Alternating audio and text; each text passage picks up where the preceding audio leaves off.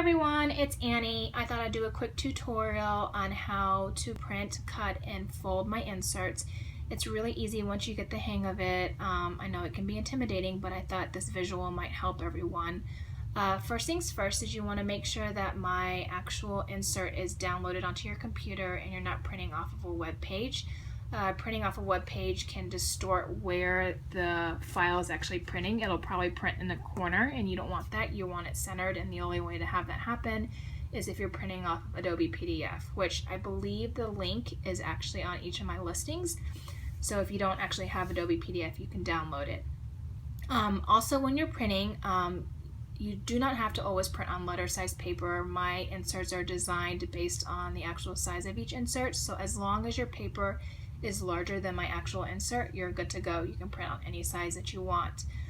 When you're printing, you never want to fit to page or scale it more than 100%. You want to make sure it's printing as is, otherwise it will enlarge the image of my insert to fit to the actual page that you're printing, and you don't want that.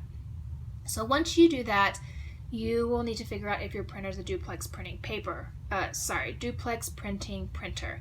If it is, you are in luck because it will print the pages back and front with you and you don't have to manually do anything. My printer is not a duplex printing printer and I have to manually feed my pages. So I print all my odd pages, flip them, and then print all my even pages. If you're new at this, I would do page 1 first, flip the paper, figure out how your tray feeds, and then print page 2. Once you understand how your paper feeds through your printer, it's really easy and you can do all the odds and then all the evens. It's just figuring that part out. So once they're printed, they look like this with the crop marks.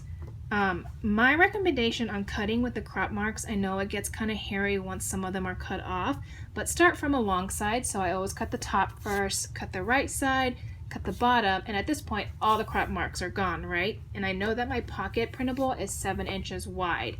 So if you know your dimensions of your printable, you know where to measure it off. So at this point, I measure from this point where it's cut 7 inches, mark it, and cut the last side.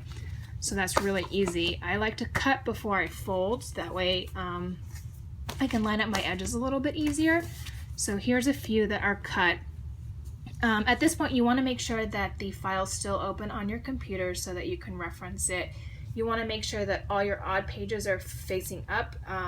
Sometimes my printer may have the pages out of order, or when they're printing they get mixed up, so you just want to kind of go through each page and make sure that all your odd pages are up. So this is page 1, page 3, page 5, and so on. So when you're folding them, you just want to make sure that the odd page is on the outside of the crease. So the first page is obviously really easy because you know it's my cover, and then you fold it down and then keep it open so that you can put the next one in.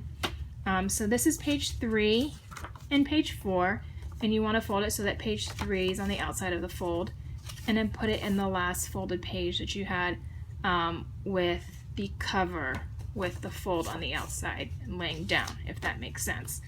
And then this is page 5 and 6.